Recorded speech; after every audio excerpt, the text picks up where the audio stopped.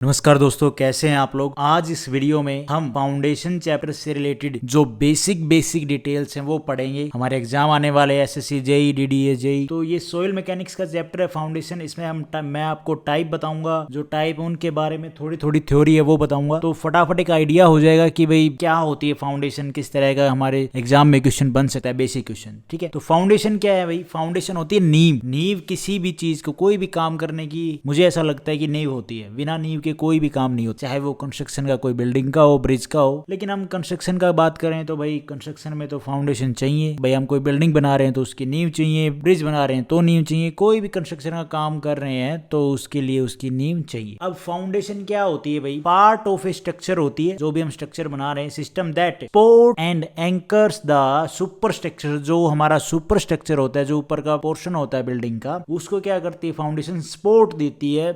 ठीक है, superstructure of a building and transmit its load directly to the earth. Superstructure का जो load है वो जाता है फाउंडेशन के ऊपर। फाउंडेशन क्या करती है, उस लोड को ट्रांसफर करती है किसमें, धरती में, अर्थ में। एक और डेफिनेशन है, foundation is the lowest part of the building. वो उसका अपोजिट लगा लो। और the civil structure that is in direct contact with the soil which transfer load from the structure to the soil safe. वही जो मैंने ऊपर आपको बताया वही, बस थोड़ी सी लैंग्वेज चेंज कर दी। That's all. Type of foundation कौन सी होती है जो इंपॉर्टेंट है। इंपॉर्टेंट तो सारी होती है चीज, जो अगर लिख रखी है तो इंपॉर्टेंट होगी, कहीं ना कहीं यूज होती होगी। हाँ जी बिल्कुल। जो मेन हम पढ़ते आए वो है shallow foundation, deep foundation. Shallow foundation के टाइप आइसोलेटेड स्प्रेड फुटिंग होती है, वॉल फुटिंग होती है, कंबाइंड फुटिंग होती है, कैंटिलीवर और स्ट्रैप फुटिंग होती है, राफ्ट और मैट फाउंडेशन होती है। ये सबसे इंपॉर्टेंट होती है। डीप फाउंडेशन में होती है पाइल फाउंडेशन, पियर फाउंडेशन और केसन फाउंडेशन। सैलो फाउंडेशन क्या होती है भाई, पहले हम थ्योरी देखेंगे, फिर अपने दिमाग से बात बोलते हैं जो चीज है वो। ठीक है,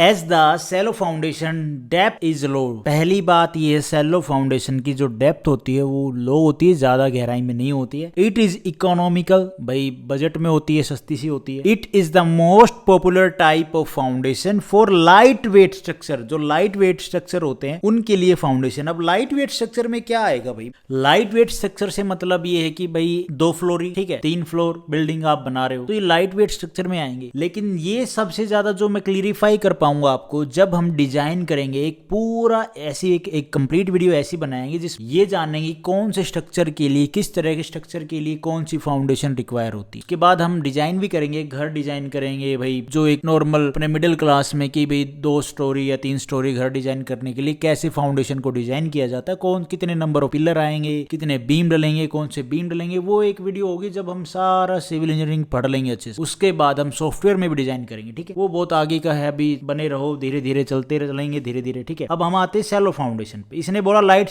वेट स्ट्रक्चर के लिए। ठीक है, अब शेप क्या होती है सैलो फाउंडेशन की, देखो भाई ये टॉप व्यू होता है। ये इतना तो भैया हमने फुटिंग तैयार कर ली, खड्डा तैयार कर लिया। ठीक है, अब उसमें हमने ये सारे सिरिये डाल दिए। ठीक है, बार जो हम बोलते हैं अब ये डाल दिए भाई।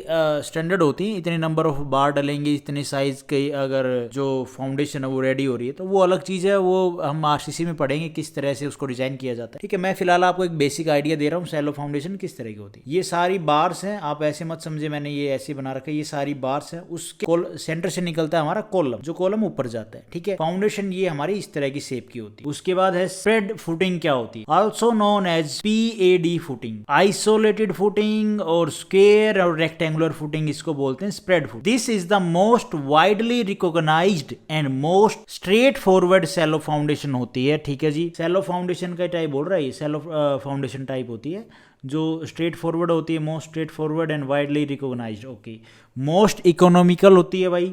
They are generally use for ordinary building के लिए इनको यूज किया जाता है। अंडरलाइन किया जाए ऑर्डिनरी बिल्डिंग। ठीक है जी, अब ऑर्डिनरी बिल्डिंग कौन सी होती है ये तो हमें देखना पड़ेगा। नेक्स्ट वीडियो में मैं बता रहा हूँ ना आपको, एक वीडियो ऐसी बनाएंगे जिसके ऊपर ये पता चलेगा हमें कि इस तरह की बिल्डिंग के लिए हमें इस तरह की भाई इतने नंबर ऑफ फ्लोर बिल्डिंग के लिए इस तरह की सैलो फाउंडेशन यूज करनी होती है। इस तरह की सोइल है भाई, इसकी जो सोइल की बेरिंग कैपेसिटी कम है तो उसके हिसाब से हम अपनी जो फाउंडेशन है जो वो रेडी कर। ठीक है जी, काफी फैक्टर होते हैं यार। उसके बाद है they straight forwardly transfer the load from the column to the soil. यहाँ पे इसमें ये कह रहा है स्ट्रेट फॉरवर्डली जो लोड है वो ट्रांसफर करते हैं कॉलम से सोइल पे। तो भैया बिल्कुल इसमें भी तो ऐसा ही हो रहा है, सैलो फाउंडेशन में भी तो भैया ये उसी का पार्ट कह लो स्प्रेड फुटिंग का। इसकी मुझे ऐसा लगता है जो शेप है ना वो थोड़ी सी अलग होगी, थोड़ा इसको डिटेल में निकालेंगे, खंगोलेंगे, अभी नहीं। नेक्स्ट वीडियो में, जब मैं आपको ये ऑर्डिनरी बिल्डिंग है ना इसके लिए बताऊंगा कि स्प्रेड फुटिंग यहाँ पे यूज होती है। अब वो ऑर्डिनरी बिल्डिंग में क्या होती है वो we will discuss in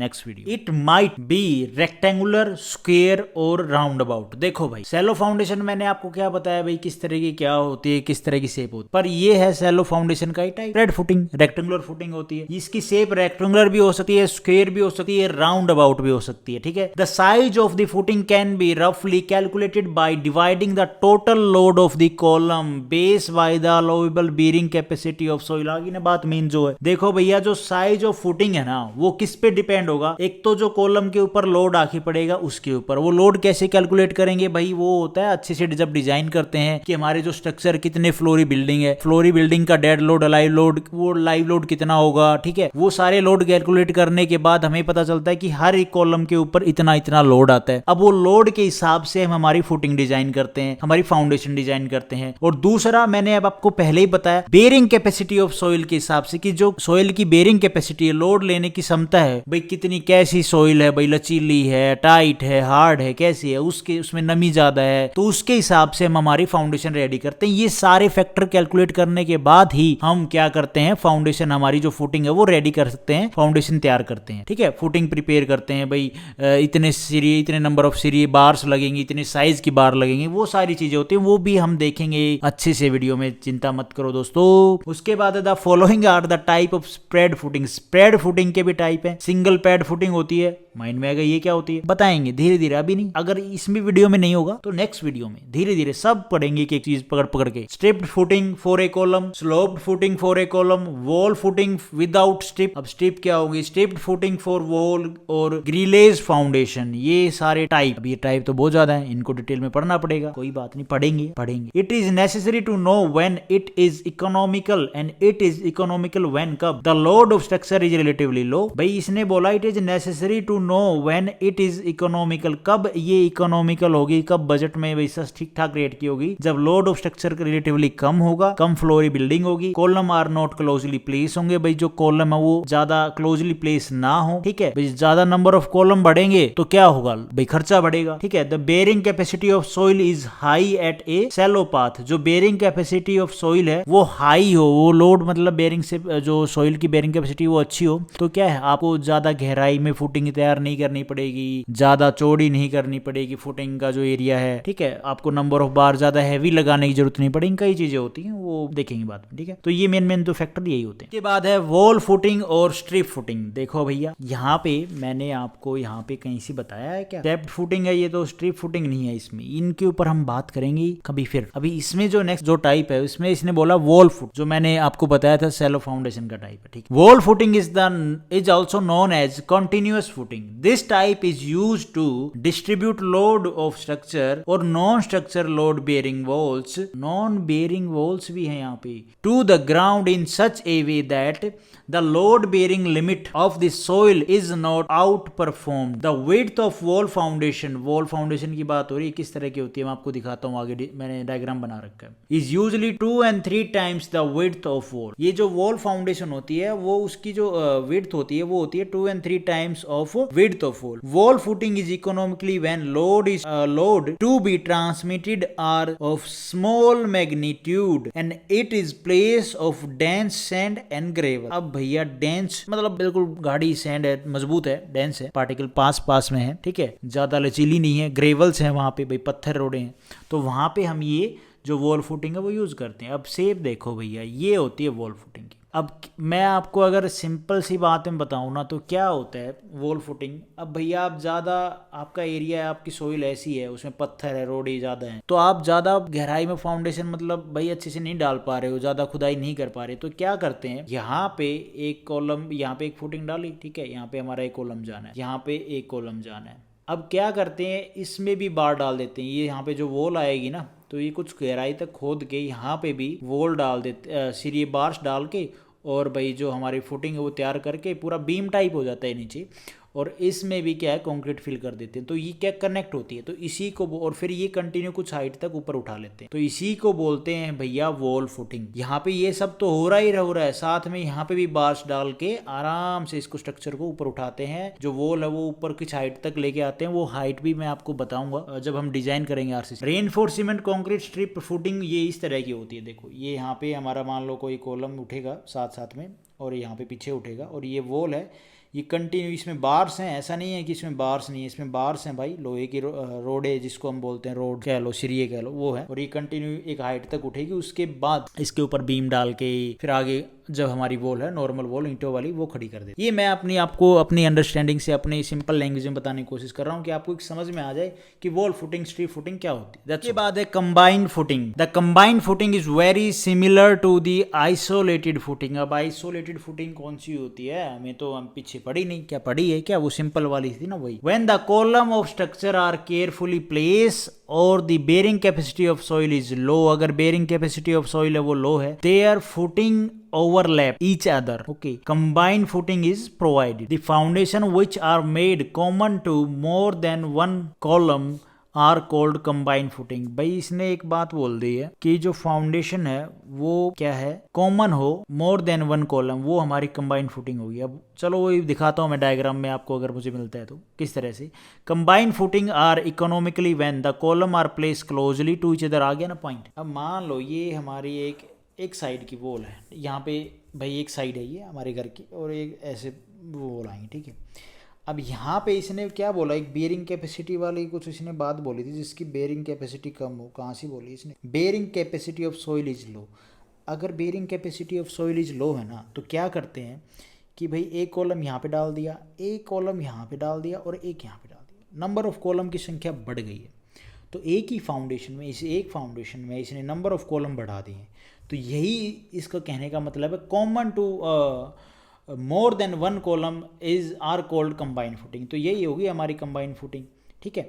अब मैं आपको थोड़ा सा और डायग्राम के हिसाब से समझाता हूँ कैसे। अब मान लो कोई कॉलम बिल्कुल अटैच कर दिया है यहीं पे पास में ही, एक कॉलम यहाँ खड़ा कर दिया, एक यहाँ खड़ा कर दिया, बिल्कुल हो सकता है, क्यों नहीं हो सकता। अगर सॉइल बेयरिंग कैपेसिटी कम है, सॉइल की जो बेयरिंग कैपेसिटी, तो बिल्कुल मैं आपको दिखाता हूँ और भी आगे अच्छे डायग्राम से। Dimension of one side of footing are restricted to same lower value. आप ये डायग्राम देखो, इसमें क्या होता है कंबाइंड फुटिंग में, फोटो भी लगा दूंगा, एक रियल फोटो जो साइट की है, उससे आपको एक आइडिया हो जाएगा। इसमें क्या होता है, ये हमारी फाउंडेशन है भाई तैयार करनी है इसमें, ठीक है। तो हमें कंबाइंड फुटिंग, कंबाइंड कॉलम भाई प्लेस करने हैं दो पास पास में। सॉइल बेयरिंग कैपेसिटी कम है, सॉइल की जो बेयरिंग कैपेसिटी है सॉइल की वो कम है। तो क्या करते हैं कि यहाँ पे ये बहुत सारी बार हैं, ठीक है, ये सारे यहाँ तक बार्स हैं इसमें, और यहाँ से एक कॉलम उठा दिया और एक कॉलम यही उठा, तो यही दो कॉलम साथ में उठेंगे एक फुटिंग में से, तो यही होती है हमारी combined footing. Basic common sense यही है। आप एक मैंने इमेज लगाई, आप ये इमेज देखो,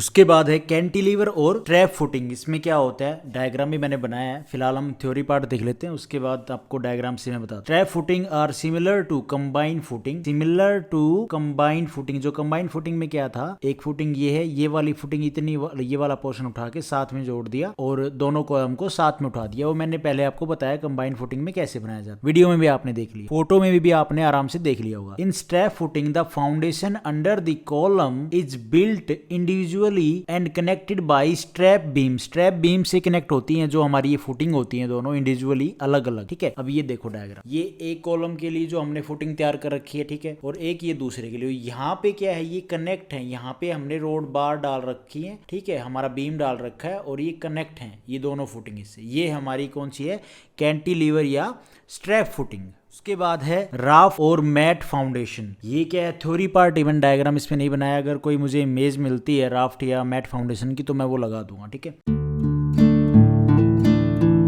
राफ्ट और mat foundation are use where other shallow और pile foundation are not stable. तो भैया राफ्ट और मैट फाउंडेशन कहाँ पे यूज होती है, जहाँ पे शैलो और पाइल फाउंडेशन यूज नहीं होती है, जो स्टेबल नहीं है जिस जगह पे ये दोनों फाउंडेशन, वहां पे हम राफ्ट मैट फाउंडेशन यूज करते हैं। It is also recommended in situation where the bearing capacity of soil is inadequate, भाई जहाँ पे बेयरिंग कैपेसिटी ऑफ सॉइल है वो कम होती है, सफिशियंट नहीं होती है।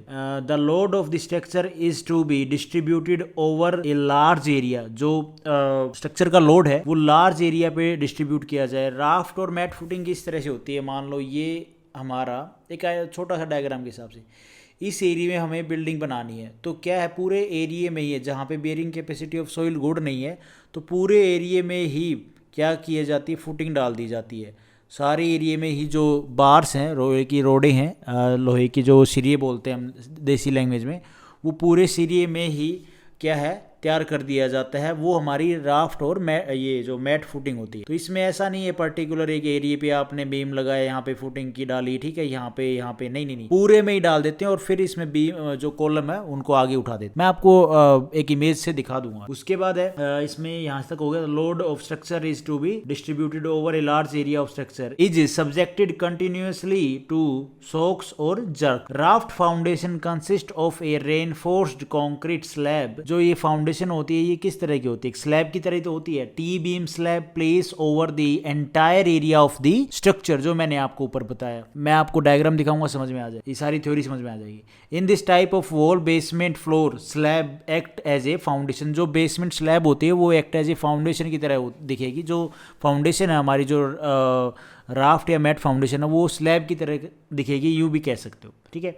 The total load of structure is spread evenly over the entire area of structure. जो टोटल लोड है स्ट्रक्चर का वो पूरे जो एरिया जिसमें हमारी बिल्डिंग बन रही है उसके पूरे के ऊपर वो लोड डिस्ट्रीब्यूट किया जाता है। Raft foundations are economic when the soil is weak. जब जहाँ पे सोइल बिल्कुल वीक है वहाँ पे ये फाउंडेशन इकोनॉमिक होती है। The load has to be spread over a large area. The structure includes a basement. जो स्ट्रक्चर होता है वो इंक्लूड होता है बेसमेंट की तरह, ठीक है। जो हमारी जो फाउंडेशन होती है वो बेसमेंट की तरह दिखेगी, ठीक है। Column are closely place. जो कॉलम होते हैं वो उनका जो स्पेस होता है, मतलब एक दूसरे के बीच का जो स्पेस होता है वो कम होता है। उसके बाद है working principle of raft foundation. Raft foundation transmit the total load from the building to the entire ground floor area. देखो वर्किंग प्रिंसिपल क्या है राफ्ट फाउंडेशन का, वही जो मैं आपको अभी तक बताते आ रहा हूँ कि जो लोड है वो बिल्डिंग का वो एंटायर ग्राउंड फ्लोर के ऊपर एरिया के ऊपर ट्रांसफर होता है, जो जिसमें हमारी पूरी foundation. Stress distribution mechanism of raft foundation is very simple. Total weight of structure and self weight of mat is calculated and is divided by the total area of foundation. Type of raft foundation, इसमें मैंने theory नहीं डाली है क्योंकि ये ज्यादा, ठीक है, ये डिटेल में पढ़ने की जरूरत होती है, भाई ज्ञान नॉलेज अच्छी हो, लेकिन अभी हमें एक सिर्फ एग्जाम निकालना है, ठीक है। तो इसका आइडिया हम फिर कभी जब यूं लगेगा एग्जाम का जो सिलेबस है वो कवर हो गया है, एमसीक्यू सारे प्रैक्टिस हो गए, फिर ये जो फालतू नहीं बोलूंगा, जो एक्स्ट्रा टॉपिक है उनको उठा के हम कवर करेंगे। तो इसमें है flat plate mat footing raft foundation, plate thickened under the column, two way beam slab raft, plate raft and pedestals, ठीक है, piled raft, rigid frame mat और सेलुलर राफ्ट फाउंडेशन। उसके बाद है deep foundation is a type of foundation that transfer building load to the earth further down from the surface than a shallow foundation does to a subsurface layer or a range of depths। Foundation कहाँ पे डाली जाती है, जहाँ पे भाई पानी का एरिया है, ठीक है, गहराई तक, जहाँ पे हमारा जो सरफेस है, हार्ड सरफेस है, वो काफी गहराई में, तो वहां तक क्या किया जाता है, कॉलम की तरह जो ये डीप फाउंडेशन ये डाली जाती है। आगे देखो आपको समझ में आएगा। इस डीप फाउंडेशन में ये पाइल और piling is a vertically structure होता है element of a deep foundation driven और drilled deep into the ground at the building site. क्या होता है ना कि जहाँ पे भाई मान लो पानी पे कोई स्ट्रक्चर बनाना है, जहाँ या फिर ऐसा सोइल है बिल्कुल दलदल वाला, तो वहां पे क्या होता है कि डीप फाउंडेशन या जो हमारी पाइल फाउंडेशन है वो की जाती है। तो बिल्कुल जब नीचे जमीन का हार्ड सरफेस आ जाता है वहां तक, और फिर वहां तक क्या है ये पाइल फाउंडेशन डाली जाती है। ये पिलर की तरह ही होती है, कॉलम्स की तरह ही होती है, और ये हमारी रेडी की जाती है डीप फाउंडेशन। पाइल फाउंडेशन क्या है, इसी का ही है, इसी को बोलते हैं डीप फाउंडेशन को, पाइल फाउंडेशन। इसका एक टाइप और होगा आई थिंक। पाइल इज दो टाइप और हैं। Pile is a common type of deep foundation. They are use to reduce cost. ये कॉस्ट रिड्यूस करते हैं व्हेन, कब, as per soil condition considerations. जब सोइल की जो कंडीशन है वो अच्छी ना हो, वो भाई जिसकी बेरिंग कैपेसिटी लो हो बिल्कुल ही, या पानी वाला स्ट्रक्चर एरिया है वहाँ पे हमें कोई स्ट्रक्चर बनाना है, तो वहाँ पे हम ये यूज करते हैं pile foundation. It is desirable to transmit load to soil strata which are beyond the reach of shallow foundation. जहाँ पे सैलो फाउंडेशन हम यूज ही नहीं कर सकते यार, बहुत नीचे गहराई में होती है हार्ड सरफेस जो सर्फ अर्थ का होता है, जहाँ पे हमारी जो सैलो फाउंडेशन रखी जाए, लेकिन वहाँ पे हम ऐसे सैलो फाउंडेशन तो नहीं डाल सकते, बहुत खर्चा आ जाएगा, तो पाइल फाउंडेशन हम यूज करते हैं। ये इस तरह से होता है कि मान लो पानी का स्ट्रक्चर है, तो ड्रिल पानी का है तो कोई बात नहीं, वो बोरिंग वोरिंग करके वो हमारे इंस्ट्रूमेंट होते हैं, तो उनमें क्या है ना, पानी ऐसे वहाँ पे वो सेट कर दिए जाते हैं, उनमें से पानी निकाल के, और जहाँ हमारा हार्ड स्टार्टर है सरफेस आ जाता है अर्थ का, तो वहाँ पे क्या है, ये जो सारा भाई जो भी फुटिंग वगैरह तैयार की जाती है, और फिर उसके बाद ये फाउंडेशन तैयार की जाती है, कंक्रीट फिल किया जाता है। ऐसे ही सोइल भाई जहाँ पे सोइल बेरिंग कैपेसिटी कम है, तो वहाँ पे भी ऐसे ही करते हैं कि ड्रिल करते हैं, ड्रिल करके फिर उसमें से जो भी मिट्टी विट्टी है वो निकाल के वहाँ पे फिर जो जहाँ पे जब हार्ड सरफेस आ जाता है वहाँ पे हम ये पाइल फाउंडेशन डालते हैं। मैं दिखाता हूँ आपको फोटो में। Base on the function of use seat pile होती है, ठीक है, इस तरह सीट डाल के, ये अलग अलग होती है यार सीट, मतलब इस तरह से ना बॉक्स बना लेते हैं ताकि उसमें से जो पानी है दलदल है वो निकाल लेते हैं। लोड बेरिंग पाइल्स होती हैं, एंड बेरिंग पाइल्स होती हैं, फ्रिक्शन पाइल्स होती हैं, सोइल कॉम्पैक्टर्स पाइल्स होती हैं, based on material constructed method होते हैं, टिम्बर पाइल्स होती हैं, कंक्रीट पाइल्स होती हैं, स्टील पाइल्स होती हैं, कंपोजिट पाइल्स होती हैं। Pile is a cylinder member होता है, ये सिलेंडर की शेप में होता है, इसको क्या ड्रिल किया भाई, ड्रिल किया तो वहाँ पे इसको सेट कर दिया जाता है, या पानी के अंदर हमें कोई ऐसा स्ट्रक्चर बनाना है तो वहाँ पे हम ये यूज़ करते हैं। आप देखते हो ना जो पानी के अंदर बीम डले होते हैं वो इसी पाइल फाउंडेशन से ही तैयार किए जाते हैं, ठीक है। With a small cross sectional area compared to its length, it is used to transmit foundation load to a deeper soil और रॉक स्ट्राटा होता है, नीचे जो धरती के बिल्कुल नीचे गहराई में जाने के बाद जहाँ रॉक स्ट्राटा आ जाता है। When the bearing capacity of soil near the surface is relatively low, ठीक है, जो सरफेस होता है वहाँ पे तो क्या सोइल की जो बेरिंग कैपेसिटी वो लो होती है, लेकिन जो नीचे रॉक स्ट्राटा वहाँ तक हम क्या है ड्रिल करते हैं, वहाँ तक हम हमारे अब जो फाउंडेशन है पाइल फाउंडेशन वो डालते हैं, यूज करते हैं। Piles are also use to resist structure against uplift and provide structure stability against lateral or overturning forces. Pile foundation are economic when soil with great bearing capacity is at a greater depth. जो bearing capacity है soil की वो greater depth पे जाके ऊपर surface पे नहीं है, तो वहाँ पे हम pile foundation यूज करते हैं, इकोनॉमिक होती है। When there are chances of construction of irrigation canal in the nearby area, तो ये कहाँ पे यूज की जाती है, जहाँ पे भाई क्या है इरिगेशन कैनाल्स हैं, वहाँ पे हमें कोई ब्रिज बनाना, कोई स्ट्रक्चर बनाना, तो वहाँ पे हम पाइल फाउंडेशन यूज करते हैं। When it is very expensive to provide raft और ग्रिलेज फाउंडेशन, तो वहाँ पे हम पाइल फाउंडेशन यूज करते हैं। When the foundation is subjected to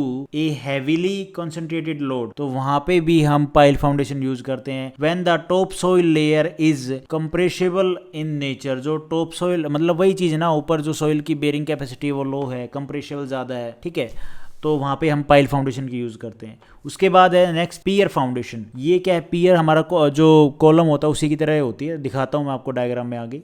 peer is an underground structure that transmits a more massive load which can not be carried by shallow foundation. The pier foundation is generally utilize in multi storey structure. जो pier foundation है generally utilize किया जाता है multi storey structure में। Pier foundation is a cylindrical structure member that transfer heavily load from superstructure to the soil by end bearing। अब आपको ये theory समझ में नहीं आएगी, मैं बताता हूँ, डायग्राम से समझाता हूँ। पियर फाउंडेशन क्या होती है, जब भैया हमारा सोइल है वो उसकी बेरिंग कैपेसिटी कम है, तो वहाँ पे हम पाइल फाउंडेशन यूज़ करते हैं। पाइल फाउंडेशन ऐसा होता है, ये वाले जो आप देख रहे हो ऐसे कॉलम डाल दिए जाते हैं, जहाँ पे यहाँ पे है रॉक स्ट्राटा, अच्छा टाइट, मतलब जो सोइल आ जाती है, जो सरफेस है वो हार्ड आ जाता है, तो यहाँ तक हम क्या ड्रिल करते हैं, या पानी में जो ड्रिल करके भाई हमारे जो इस तरह की सीटें होती हैं वो लगा देते हैं, उनमें से पानी निकाल लेते हैं, और फिर हम हमारे जो बार्स वगैरह वो पूरे फुटिंग वगैरह डाल के उसके बाद इसमें कंक्रीट फिल करते हैं, ये हमारा बीम तैयार हो जाता है। ऐसे पानी में स्ट्रक्चर बनाए जाते हैं। फिर इनके ऊपर क्या है, स्लैब डाल दी जाती है, ठीक है। ये पियर जो पाइल कैप है, पाइल कैप कह लो, या फिर एक छोटी स्लैब होती है, सारे जो बीम्स हैं उनके ऊपर जो हमारा जो हमारा कॉलम है वो तैयार हो जाता है। अब इसी के ऊपर एक और पियर, ऐसे पियर एक कॉलम टाइप बना के जिसका लोड ये पूरा कैरी कर रहा है, इसको हम बोलेंगे पियर कैप या पियर फाउंडेशन। और उसके ऊपर फिर यहाँ पे भी फिर हम क्या करते हैं, एक स्लैब डाल देते हैं, इसके ऊपर फिर हमारा कोई स्ट्रक्चर रेडी होके आगे काम करता है। ठीक है, ये समुंदर में जहाँ पानी पे कोई स्ट्रक्चर ज़्यादा अच्छा बनाना है तो वहाँ पे ही ज़्यादा यूज़ की जाती है। ठीक है, ये पियर कैप होती है, ये पाइल कैप होती है। कैप का मतलब यहाँ पे यही है, एक स्लैब सी डाल दी जाती है भैया, इसमें भी बार्स होती हैं, ऐसी बात नहीं है। जो सिविल इंजीनियर है वो तो समझ ही जाएगा, जिसको बेसिक इंजीनियरिंग सही से पढ़ी है। तो यहाँ पे बार्स होती हैं, इनमें बार्स होती हैं, इनमें बार्स होती हैं। ठीक है, और यहाँ पे ये कनेक्ट होती हैं, ये बार इनसे कनेक्ट होती हैं, ये इनसे कनेक्ट होती है, तभी तो ये सारा जुड़ के मजबूत बनता है ना। तो होप आपको ये पियर और पाइल फाउंडेशन में एक डिफरेंस पता चला होगा। ये पाइल्स होती हैं, पाइल्स फाउंडेशन यहाँ तक वाला स्ट्रक्चर, फिर उसके बाद ऊपर जो स्ट्रक्चर बनाया जा रहा है वो हमारा पियर फाउंडेशन में आ जाएगा। इकोनॉमिक कब होती हैं ये? Sound rock strata lie under a decomposed rock layer at the top. The topsoil is stiff clay which resists driving the bearing pile when a heavy load is to be transferred to the soil. के बाद जो last one है D foundation में, जो D foundation का जो type है उसमें, तो वो है caisson foundation. Caisson foundation is a water tight retaining structure use as a bridge pier construction for dam. It is generally used in structure that require foundation beneath a river or similar water bodies. The reason for selecting the Cation foundation is that it can be floated to the desired location and then sunk into place. Cation foundation की मैं आपको एक image दिखाता हूँ, उससे आपको पता चल जाएगा केशन फाउंडेशन होती कैसी है दिखने में, उससे आपको एक आइडिया हो जाएगा। That's all. थ्योरी तो यूं है, पढ़ लोगे, कोई दिक्कत नहीं है स्टॉप करके वीडियो को। टाइप ऑफ केशन फाउंडेशन में एग्जीक्यूटेड केशन फाउंडेशन, बॉक्स केशन, फ्लोटिंग केशन, ठीक है, पेनुमेटिक केशंस, ओपन केशंस और सीटेड केशंस। के बाद है केशन फाउंडेशन आर इकोनॉमिक कब होती है? The pile cap requirement is to be minimise. जो मैंने आपको पीछे बताया पाइल फाउंडेशन में पाइल कैप क्या होती है, उसको मिनिमाइज करता है, तो वहाँ पे हम केशन फाउंडेशन का यूज करते हैं। Noise and vibration needed to be reduce. जब ये दोनों चीजें, वाइब्रेशन और नॉइस, कम करनी होती किसी एरिया में, तो वहाँ पे हम केशन फाउंडेशन का यूज करते हैं। ये बट थोड़ी सी होती तो महंगी है, डबल काम हो जाता है। Highly lateral and axial loading capacity is required. तो गाइज आज इस वीडियो में हम इतना ही करते हैं। मैं इस केशन फाउंडेशन की आपको एक इमेज दिखा देता हूँ, आप इमेज देख लो, और नेक्स्ट वीडियो में मिलते हैं इसी चैप्टर से कुछ लेके। Thank you for watching this video. Video आपको ठीक लगी तो लाइक करना, चैनल पे नए हो तो सब्सक्राइब करना।